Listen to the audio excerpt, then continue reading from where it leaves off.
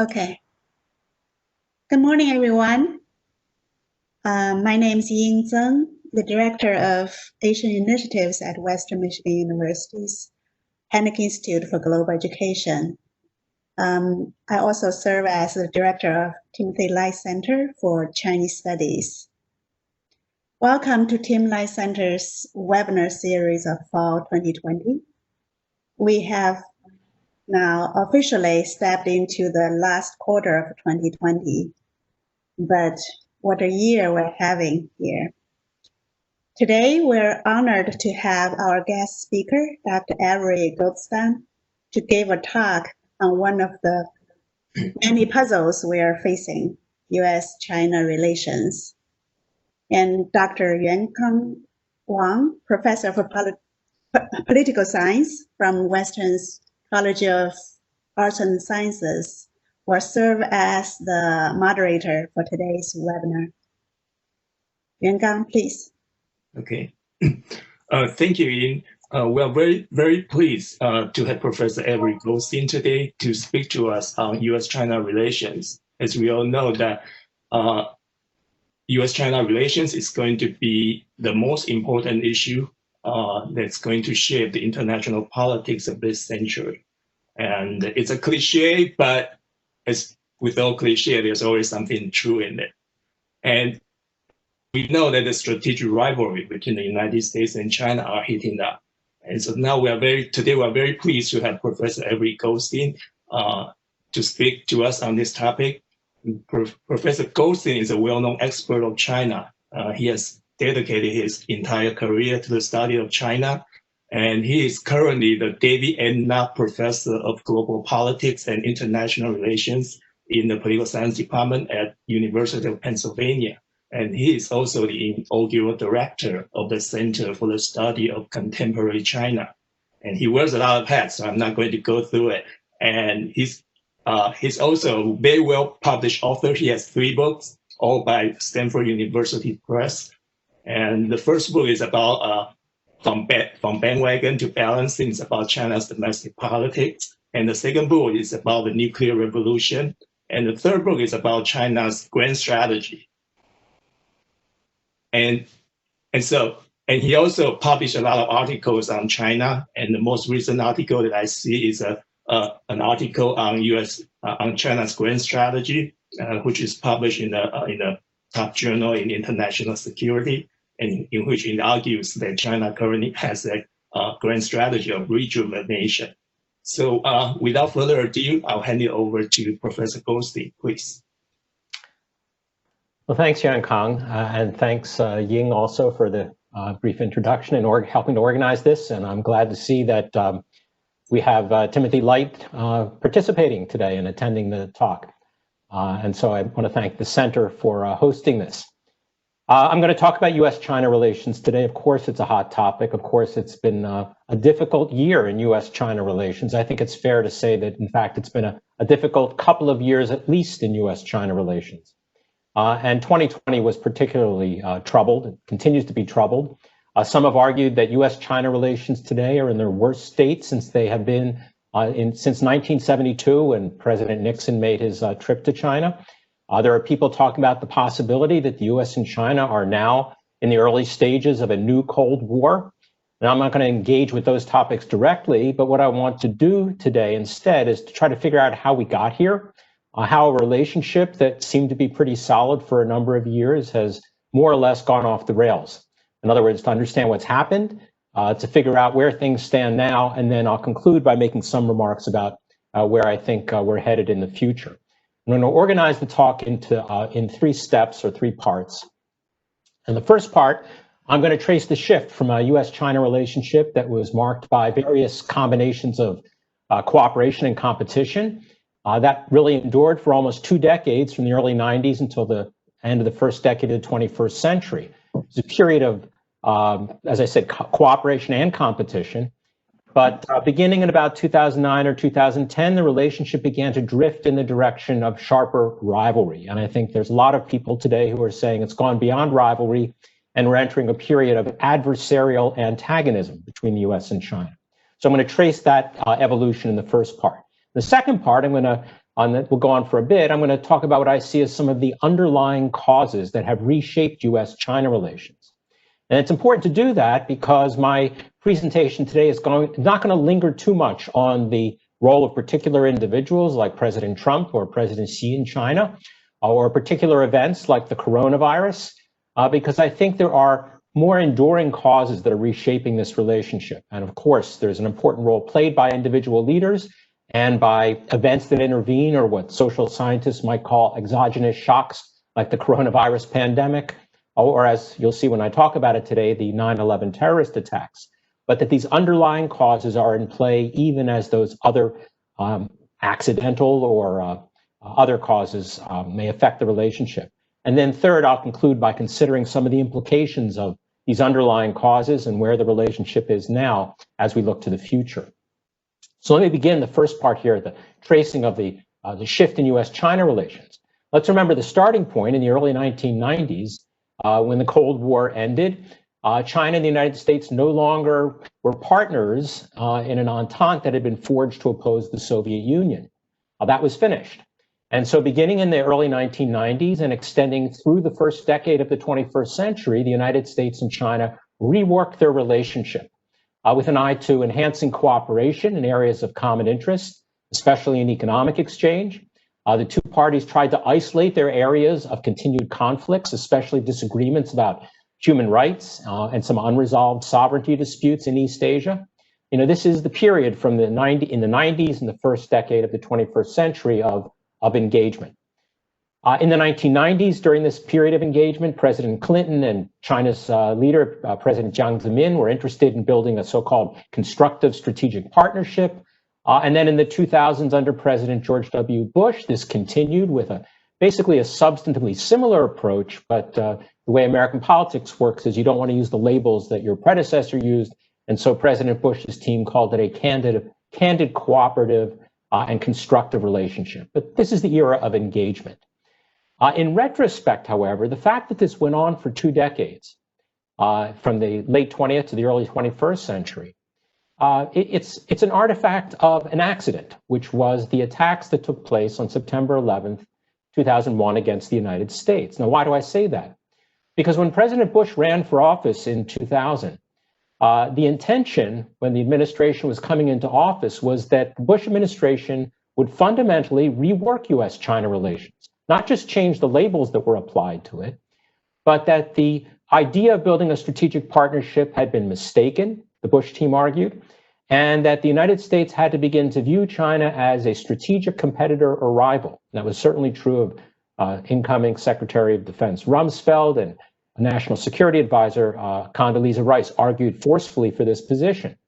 But of course, relatively soon after the Bush administration takes office, you have the September 11th terrorist attacks, and the U.S. government under President Bush shifted its strategic focus immediately to what was at the time called the Global War on Terrorism, which entailed major military operations for the United States in Afghanistan and then Iraq.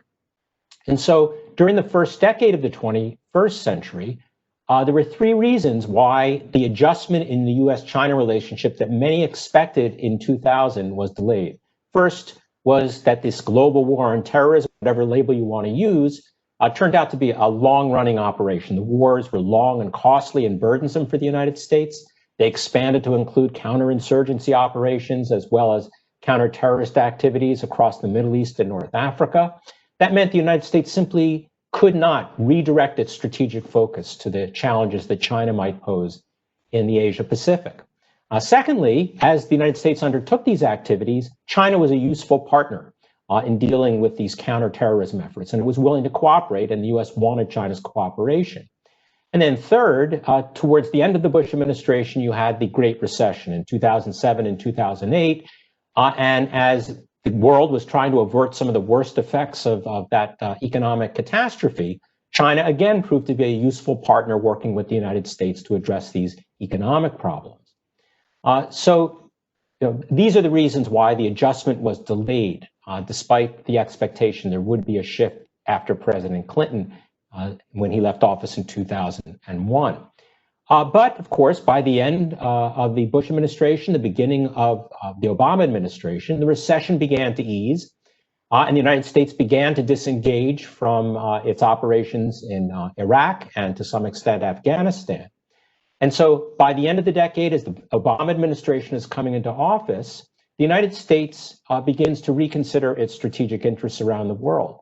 And as it does, the Obama administration, when it looks to China in 2009, in 2010, what does it see? It sees a China that's gone through another decade of rapid economic growth, especially after its accession to the World Trade Organization.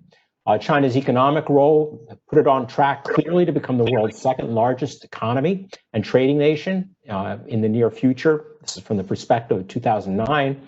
Moreover, China's economic boom had enabled it to accelerate its program of military modernization. Its military was being better funded, and it was also able to take advantage of more sophisticated technology in developing new weapons.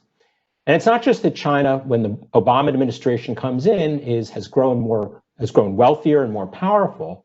It's also the case that after 2009, China was adopting a more active foreign policy in East Asia, what some labeled a new assertiveness on the part of China that was feeding concerns in Washington and driving new tensions in US-China relations. And so the United States began to worry more seriously under President Obama, this is before President Trump, began to worry about the challenges that a rising China might pose to American interests in the Western Pacific. And this leads, for those of you familiar with the period, to the Obama administration's rollout of what becomes known as the pivot in 2011, or what the administration preferred to call a strategic rebalance, a refocus of American interests on East Asia, the Asia Pacific. What was the rebalance about in US-China relations? What was the new American approach? For the United States, it involved working hard to try to bring the Trans-Pacific Partnership into being. This was seen as a way of countering China's growing regional economic influence. Secondly, it entailed the reaffirmation of American alliance commitments to countries that shared America's concern about China's growing military power. Third, it entailed an announcement that the United States would reallocate its military assets to the Asia-Pacific region. And this was all part of a U.S. declaration that its strategic priorities were changing, that it was going to focus on the region because it was concerned about China. And perhaps not surprisingly, this irritated, worried the Chinese leadership, and they immediately labeled this U.S. Strategic rebalance or pivot as an attempt to contain China or block its rise and emergence as a great power. So what's the situation in the first Obama term? After a decade of delay, in part caused by the attacks of 9/11, a more competitive relationship, a rivalry that had been anticipated early in the Bush administration but didn't develop, had been delayed, was beginning to reemerge in the first term under President Obama. And both the United States and China began to maneuver for advantage. What's the evidence of this in the early 20 teens, whatever you want to call this, after 2009, 2010? Well, in the South China Sea, China begins to fortify and strengthen its territorial claims in the South China Sea and its maritime claims. The United States, in response, begins to more actively engage in military maneuvers by the U.S. Navy to ensure what the United States says are its navigational rights under international law. The United States recommitted itself to the security relationship with the Philippines, whose interests were also jeopardized in the South China Sea. On the Korean Peninsula, the United States, working together with South Korea, its ally, was arranging for the deployment of anti-missile defense systems in response to the threat South Korea saw from North Korea. And this worried the Chinese because the Chinese said that missile defense system will in some ways jeopardize the viability of China's own strategic nuclear deterrent. In the regional economic arrangements, as I said before, the United States was pushing for the Trans-Pacific Partnership to be ratified, to be rolled out. China saw this as a way of trying to counter their influence, which it was. But China, for its part, was also rolling out new plans, the announcement of the Asia Infrastructure Development Bank that was going to give China its own multilateral regional economic organization as it tried to compete in a new rivalrous relationship with the United States. So with these developments unfolding between roughly 2009 and 2015, as the last years of the Obama administration are kicking in. It was clear that whoever would be the next president of the United States, whether it would be Hillary Clinton or Donald Trump, was going to have to be managing a more contentious relationship with China. And of course, we all know that President Trump wins the election in 2016. And what happened was that this rivalry between the United States and China deepened more to a greater extent and also more quickly than I think many anticipated. And in fact, moved rather quickly in the direction of not just rivalry, but open adversarial antagonism. At the end of the first year of the Trump administration, the view of China was formally articulated in two important documents in the US government, the National Security Strategy and the National Defense Strategy. For the first time ever, these documents explicitly labeled China as a revisionist power whose rise threatened to undermine American interests. It's pretty explicit, pretty about as clear as you can put it. Things were changing in China too. This is not all about the United States adopting new policies towards China, because in China under President Xi Jinping, especially by 2016, 2017, it was clear that China's leader was determined for China to play a more active role, not just in the region, but globally. And in 2017, at the 19th Communist Party Congress, these things happen every 5 years there, in his speeches, President Xi Jinping was boldly proclaiming China's determination to realize the country's dream of rejuvenation that would turn it into one of the world's leading military and economic powers by the middle of the 21st century. In other words, the Chinese under President Xi were implicitly declaring a timeline, the middle of the 21st century, for ending the era of America's unchallenged dominance that had followed the Cold War. So the views being outlined both in the United States and China reinforce each other, and each side becomes more deeply concerned about their rivalry. This is evident, again, on a number of fronts. In the South China Sea, things intensify even further. The United States, under President Trump, have ramped up the publicity, not just the activities, the publicity for U.S. Navy challenges and Air Force challenges to China's position in the South China Sea and its attempts to exclude certain kinds of operations there. The Chinese more openly criticize these operations as provocative, as challenging its sovereign interests, and as complicating what China claims are its efforts to mend fences with its Southeast Asian neighbors and to reduce tensions there by negotiating a code of conduct. The United States, also under President Trump, showed signs, indeed more than just signs, there were periodic activities that suggested the United States wanted to redefine the U.S. relationship with Taiwan, a very sensitive issue in U.S.-China relations. And this really did alarm China's leadership. It continues to alarm them because China was already concerned after the election of President Tsai Ing-wen on Taiwan in 2016 that the government on the island would be emboldened to abandon what the mainland had thought was a drift towards a consensus across the Taiwan Strait about there being one China, a consensus that had been rather ambiguously negotiated in 1992 between representatives of the two parties, Taiwan and China. A third area where you see this conflict deepening was steps taken under President Xi Jinping's foreign policy team to expand China's international economic role through a new development program. Many of you are familiar with the Belt and Road Initiative. And this activity under President Xi's leadership, under President Trump in the United States, elicited a very strong pushback, a strong reaction with American Secretaries of State, first Tillerson and later Pompeo, labeling it nothing more than China attempting to spread its influence around the world through what the United States has called debt trap diplomacy. And fourth, I think I was listing four things here.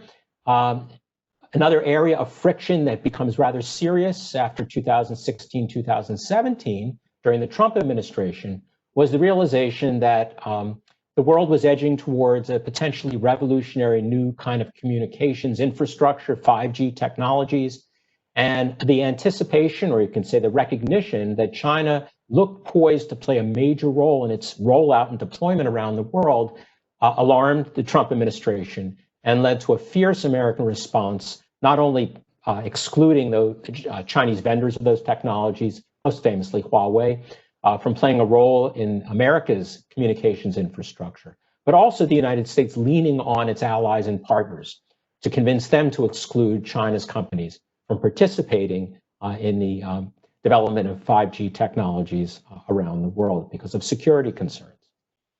So this transition from what had been limited competition in the first decade of the 21st century through a period of intensifying rivalry under President Obama to open adversarial antagonism under President Trump plays out in fairly quick order, in really less than a decade. But keep in mind that the reason why it seems to have unfolded so swiftly, at least I'm arguing, is in part because it was delayed for a full decade after the 9/11 attacks. That in fact, the causes that were going to push the relationship in this direction had been in play sooner, had been in play in the late 1990s, and without the 9/11 attacks, you would have seen the relationship probably deteriorate in the first decade of the 21st century. So now what I want to do, and I'm mindful of the time, watching my clock here, I'm going to roll out a list of what I see as the most important underlying causes that are reshaping this new era of US-China relations. Some of these reflect the international setting or the international context. Some of these reflect the nature of the two countries, the United States and China, and their domestic politics. But regardless, these underlying causes suggest why the deterioration in US-China relations, the worrisome state they are in today, is not simply a reflection of the leadership of President Trump or President Xi, and that because of these underlying causes, there's almost certainly no going back to the, whatever you want to call it, the good old days of limited competition and engagement as we knew it between the US and China. So let me begin to tick off some of these underlying causes. The first one has to do with the nature of the international order, the international context where the US and China have to operate as all countries. And for those of you who study international relations, you'll know this is quite a familiar concept, that international politics takes place in what is called an anarchic order. That's what distinguishes international politics from domestic politics. This condition of anarchy in the international political system simply meaning that there is no government or authority that stands above states that can reliably resolve their disputes. And that means that every state has to think about the possibility that they will have to rely on themselves and figure out how to provide for their own security. And an international system is ordered like this when a state's security concerns deepen, especially when they're looking at another state and worried about the implications of its capabilities for their security. States worry a lot about potential vulnerabilities. And perhaps most relevant to the change in US-China relations, these worries about vulnerabilities include the vulnerabilities that flow from economic interdependence. As long as the US and China in the 1990s and into the 2000s, as long as that relationship had been characterized by just limited competition, both countries were relatively comfortable with a focus on mutual benefits that they derive from economic exchange, trade, and investment.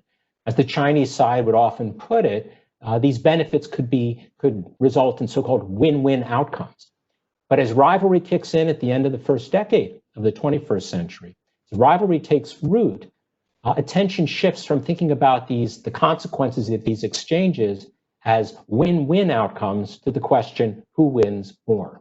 And the US began to worry quite a bit that deep economic engagement with China was in fact making China richer and stronger, and worrying that a richer and stronger China in the anarchic international system could jeopardize American security. And in response to these worries, Washington began to strengthen its regulation of economic ties with China. This begins in the Obama administration. But as relations worsen in 2019, these concerns about economic vulnerabilities that resulted from security vulnerabilities that resulted from economic interdependence begin to spread beyond the narrow economic sphere. These concerns about exchange and interdependence go beyond that. And so you see under President Trump a tightening in visa regulations, not just economic exchanges, but visa regulations governing the access of Chinese scholars to educational experiences in the United States at universities and research labs. These exchanges in the era of engagement that were viewed as mutually beneficial in the United States became to be seen as problematic because the United States worried that they would result in China acquiring expertise that would only enhance China's economic and military power that could jeopardize American interests. Not surprisingly, if you understand that this is a two-way street here, a relationship, These American measures that are restricting Chinese access to the American markets and American education, et cetera, triggered China's own concerns about the implications of its vulnerability, especially its dependence on American sources for crucial inputs to technologically advanced sectors that are at the heart of China's vision for the next stage of its development and economic modernization. So these kinds of concerns about the consequences of interdependence in the US and China have been driving something that's been unfolding fairly rapidly in the Trump administration, which is the so-called economic and technological decoupling, which is clearly taking place. And I think the only real debate about it is how far it will go, and that remains to be seen. So one underlying cause, this context of anarchy and the implications for concerns about the economic interdependence that had developed under engagement. The second underlying cause of the changes in the relationship was the shift in the distribution of power in international politics. Because already by the end of the 1990s, as China's rise was clearly something that most people were recognizing, what was happening was the beginnings of a transition in the international political system, away from the immediate post-Cold War condition of what's IR scholars call unipolarity, one superpower, marked by America being in a position as a peerless great power on the world stage, that a transition was beginning towards what looked like it would become a bipolar world sometime in the first half of the 21st century, a world of two superpowers. China and the United States, for the foreseeable future, were unlikely to be equally powerful, but they would comprise, in short order, a distinctive pair whose capabilities set them off from all other actors on the world stage, even other formal great powers. And here is where I'm going to run the risk of technological failure by sharing a couple of charts with you. So let me see if I can do this. I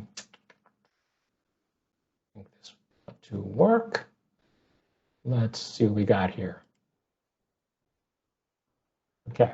I'm hoping you guys can see this. So just in terms of economic capabilities and military capabilities, these figures are from 2019, and these are fairly conservative calculations, no adjustment for purchasing power. I'm hoping, I don't see anybody's face, so I don't know if you're seeing this, but what this chart of the GDP of countries shows is how the United States and China clearly are in a league of their own. Even better if you look at it on a pie chart, the US, of course, in blue, China in red, and you can see how they outdistance all the other countries, including even the third-ranking economy, Japan there. In terms of military spending, which is not a perfect measure of military power, nevertheless, you can see again the United States with an outsized capability or an outsized military budget, but China clearly outdistancing any other country besides the United States. And again, in a pie chart, you can see this once again, although apparently China is now colored orange rather than red. So that's it. I hope the sharing was not a problem. And let me stop sharing. Yes. And go back to where we were. So that was just an attempt to show you that when people talk about the world no longer being unipolar and perhaps being bipolar, it's not about the two countries being equally capable. It's that they're set apart from each other. And so the question then is, well, so why are you telling me this? And why did you run the risk of technological glitch there by going to those charts? The reason is that there's a big difference. If you're an IR scholar, you know all about this debate. There's a big difference between a unipolar world or a multipolar world of many great powers and a bipolar world. Because what IR scholars think they understand based on the decades of bipolarity during the Cold War, we had two superpowers, is that in a world where you have just two superpowers, they are likely to focus on one another very closely. They are likely to compete with each other more widely than when they would if their attention were dispersed across many different great powers. This helps explain both the sharp increase in America's concern about China's growing international economic role and its expanding, its still limited military presence from Africa, the Arctic, the United States seeing the Belt and Road Initiative as part and parcel of China expanding its influence at the expense of the United States. It also helps explain China's sensitivity to American efforts to prevent China from increasing its international influence. In other words, both sides begin to view the international politics as more like a so-called zero-sum game in which each side worries the other's gain may be its loss. So anarchy, bipolarity begin to reshape US-China relations, and even at the turn of the 21st century, the anticipation that bipolarity was coming down the pike led the United States to begin to worry about China's role in the world. The third of these underlying causes I'll talk about is geography. I'll try to keep this brief, but it's important to note that in this deepening rivalry between the United States and China, both countries begin to focus their strategic attention, not just on one another, but on the geographic space where the two countries' interests intersect, where they bump up against each other, and that's the waters of the Western Pacific and East Asia. Both sides believe they have vital interests in this major theater in the region, and it has become the main theater for their competition today. Why does this geography matter?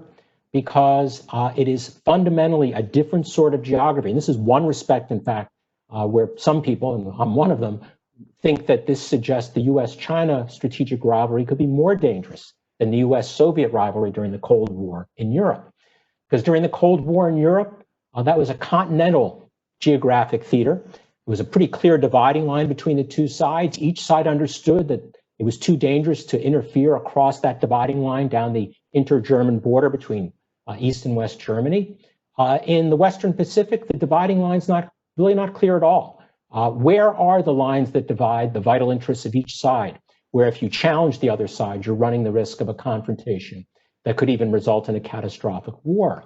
Another consequence of this geography, the fact that this is taking place in a maritime setting, means that unlike in Europe, where the militaries were separated on land, they're not separated at sea. They're interacting on nearly a daily basis. They bump up against each other. They engage in daily reconnaissance activities and exercises. And this increases the risk of incidents that can evolve into accidents, that can evolve into crises and perhaps conflicts. So the fact that the geography of this competition, the theater of competition, is the Western Pacific, and it's a maritime theater with unclear lines dividing the vital interests, introduces new risks that are making the rivalry more difficult between the US and China. So if geography is the third underlying cause, the fourth is going to be nuclear weapons. And how does this affect the US-China rivalry in this new era that's emerging? Simple point of fact, as we all know, is that the United States and China are both nuclear weapon states, but that's not trivial. It matters a lot. It's a familiar good news, bad news story. The good news is that the possession of nuclear weapons by adversaries induces great caution whenever the danger of war nears, because everybody understands the potentially catastrophic consequences of a war that could escalate to the use of nuclear weapons. And many observers say with nuclear weapon states, they should pretty easily understand they don't need a lot of these weapons. They don't need very sophisticated, different kinds of nuclear weapons, as long as each side has enough to inflict devastating retaliatory punishment on the other, that this should mute the competition. So that's the good news side of the story. The bad news side of the story is, even if that seems logical, in practice, that's not how it's worked out. Because we saw over the decades of the Cold War with the US and the Soviet Union as nuclear weapon states, you didn't get each side deploying modest, simple nuclear deterrent arsenals. Instead, during the Cold War, you had a really intense arms race. And some observers would say we should anticipate that as the US and China rivalry deepens, despite the fact that they don't need a lot of nuclear weapons, at least so strategists would argue, that they may well find themselves falling into a kind of competition that would be defined as an arms race. Why would this happen? The answer, in part, is because as two countries set apart by their massive capabilities, both the United States and China increasingly, especially on the Chinese side, will have the resources, should they decide they want to deploy many more nuclear weapons and weapons delivery systems. And given the deepening rivalry, they're going to be inclined to imagine all kinds of scenarios where, well, it might be possible to think about ways in which we would want to use these weapons or need to use these weapons beyond simple retaliatory strikes. I was going to talk a little bit at more length. I'm not going to do that, but it's a very complicated question that I would go into in the Q&A if anybody's interested. But the bottom line here is it would be foolish to rule out the possibility that, as had happened during the Cold War, the US and China will not only be focusing their attention on one another, but by focusing their attention on one another may find themselves engaging in a nuclear arms race. The fifth of these underlying causes is a rather novel, new wrinkle compared to the decades of the Cold War for sure, and that's the advent of cyber technologies that are linked to warfare that have sharpened and continue to sharpen the US-China rivalry. It goes beyond Huawei and 5G technologies. The concern here is that in today's world, 21st century, the effectiveness of a country's military is heavily dependent on electronic and computer networks that are much more vulnerable than the weapons themselves. And under those circumstances, both, not just the United States and China, but that's what we're talking about here, the US and China each have an incentive to ramp up their readiness to initiate cyber attacks before the other side can, so that they're the ones who disrupts the adversary's ability to command its military forces. You can paralyze or confuse, throw into disarray the adversary's military forces. The kinds of weapons they have matter a lot less. But the unfortunate consequence here is that both sides will have this incentive. And that means in a crisis situation where the US and China are confronting each other, if the crisis is inching up to the edge of looking like it could turn into a military conflict, both sides will have an incentive to rush to go first rather than wait and see and hold back and try to negotiate, because they know the first side to initiate cyber attacks may be the side that quickly gains the upper hand if the crisis turns into a military conflict. A sixth underlying cause, about 10 minutes or so left here, is domestic politics. So now I'm going to turn from these kind of international conditions to the politics of the attributes of the two sides, the two countries we're talking about here. And first talk about domestic politics, because both in the United States and China, domestic politics have clearly been contributing to the deepening rivalry in recent years. In the United States and China, many actors who had previously been supporters of openness and integration and engagement between the two sides began to question their assumptions about the value of engagement. The base of support, if you want to look at it that way, for engagement has eroded in both the United States and China. And there are some people who would say it's virtually disappeared, whether you're talking about the business community or other actors on each side.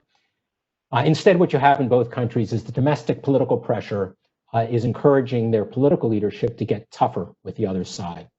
On the American side, by the mid-2010s, there was growing concern about China's capabilities and goals.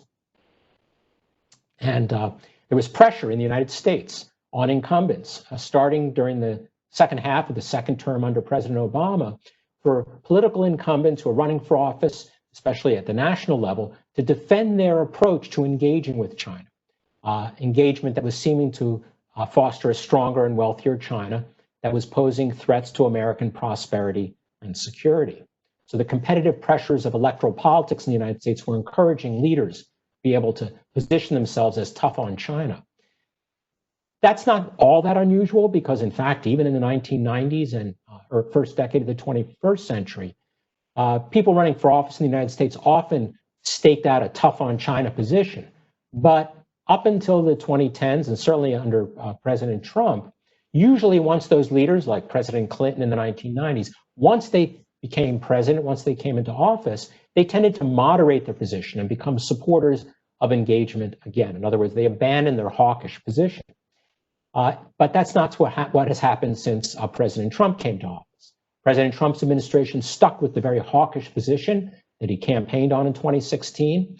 And this position has garnered, in fact, striking bipartisan support in Congress. And what that means is that regardless of the next round of competitive elections in the United States, regardless of the outcome of the 2020 elections, even if an incoming president following President Trump would like to moderate and perhaps pull back from the confrontation with China, it's going to be very difficult for a leader to do that without opening him or herself up to criticism. So, the old pattern probably will no longer prevail. This is not just about American politics. On the Chinese side, too, domestic political factors have led to their leadership to stake out a tougher approach in its relations with the United States, manifest perhaps most clearly in what many of you know as the wolf warrior diplomacy employed by China recently. The key driver here has to do with the Communist Party, the leading party in this one-party state in China. The Communist Party's concern about its legitimacy, because support for the Communist Party regime in China depends on political stability that turns on whether the regime can deliver on its promise of improving the quality of life for the Chinese people and whether it is able to stand up for China's interests on the world stage. Especially under President Xi Jinping's leadership in the country, where he has emphasized the themes of China's growing national strength and emphasized China's pride as a great power and talks about the Chinese dream of national rejuvenation. He has encouraged the growth of what was already present in China, which is a strong, assertive, nationalist popular opinion. But leaders who have stoked that kind of sentiment will find it much more difficult to make compromises with the United States. And they will have to be careful to avoid the perception that they are giving into or capitulating to Washington's pressure against China in any negotiations or any confrontations in, say, the South China Sea or elsewhere. The last of the underlying causes I want to mention here, and it's not something I probably would have talked about 5 years ago, but it's the resurfacing of deep conflicts over values and ideology between the United States and China. That had been damped down under the Bush administration and under the Obama administration, but it's resurfaced. And it's resurfaced, this is the case, it was never went away completely, but in the United States, there was this, often in the background, this hope that the policy of engagement, constructive engagement with China, would sooner rather than later lead to a liberalization of China's politics, lead to a democratic China. This begins to fade as years go by under President Xi's leadership, and as President Xi seems to be drifting more in the direction of a harsher form of authoritarianism in China. And so for many in America, in the American political circles in particular, and those who worked on China policy, they became increasingly disillusioned and disappointed with the direction in which China's domestic political situation was developing. And so Americans began to think again about the implications of the deep disagreements between the liberal democratic values the United States embraced and the authoritarian system in China. On the Chinese side was more assertive, or you could say more pointed in rejecting the kinds of criticisms that the United States was leveling at China over issues like human rights, the absence of democracy as we know it in the US, failures in terms of the rule of law. China rejected these, China's leadership rejected these as inappropriate interference in China's internal affairs. This is something China routinely had done in the past, but had more or less been irrelevant to the relationship in the first part of the 21st century. China rejected these, the American assertion that all the United States was doing was championing universal values, universal principles. China said, no, they're not suitable to the national circumstances that prevail in China. And instead, China not only pushes back, but a more confident Chinese leadership under Xi Jinping said it's not only that America's scolding of China and telling China how to order its domestic affairs is inappropriate, but China is not only, as a sovereign state, entitled to decide how to manage its own affairs, but under Xi Jinping, China began to suggest that other countries might want to look to China for inspiration about how they want to order their own economies and political system, rather than just looking to the Western model held up by the United States. This is a very difficult part of the U.S.-China relationship that had been on the back burner, and now that it's on the front burner, it's going to be very difficult to contain because it gets at questions for each country of who are we, and what are we all about? What are our true core values? And when you get to that level of disagreement, it's very difficult to compromise. I'm going to skip ahead here to the conclusion so that we have more time for discussion. But what I've done here is I've laid out a whole set of underlying forces that are pushing the U.S.-China relationship in the direction of intensifying rivalry. Clearly, even if you didn't know those underlying causes, as I said at the top of the talk, everybody knows there's been a downturn in U.S.-China relations, and it seems to be getting much worse. And I suppose the outstanding question here is how much worse will it get? Is it possible that the two countries are on a path, a downward slope and a glide path to military conflict and war? Some of you may know the book published by Graham Allison about the Thucydides trap. I think the subtitle was Destined for War, something like that. He popularized that argument. Well, I'm going to say he's wrong. I don't think the two countries are destined for war. In fact, I don't think war is likely. So, it's kind of a good news, bad news story here, glass half full. And I'll talk about the half empty, or the bad news, because first of all, I can't say this too forcefully, that all the experience we have with nuclear-armed superpowers in the Cold War and after the Cold War, not just superpowers, but nuclear-armed states, is that even adversaries who really don't like each other recognize the dire consequences of daring to move from even deep hostility to warfare when the countries involved have nuclear weapons. They have very strong incentives. Modern superpowers with nuclear weapons have very strong incentives to recognize their own interest, their self-interest, is best served by learning how to live as adversaries despite their fierce antagonisms. One of the famous Cold War scholars said, we shouldn't have called it the Cold War, we should have called it the Long Peace, because in fact, there was no war that broke out between the US and the Soviet Union, and nuclear weapons are a large part of the story. So that's the good news. Now let me focus on the bad news, why this glass is half empty and not just, shouldn't be looked at as simply half full.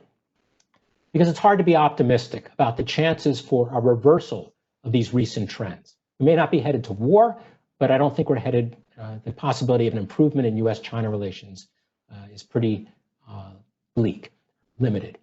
Instead, the future of US-China relations, as the title of the talk suggests, seems set to resemble the unhappy present where we are today, where each side sees the other as an adversary, and there's not going to be any going back to the more hopeful past where they saw each other as just limited rivals or sometimes even partners.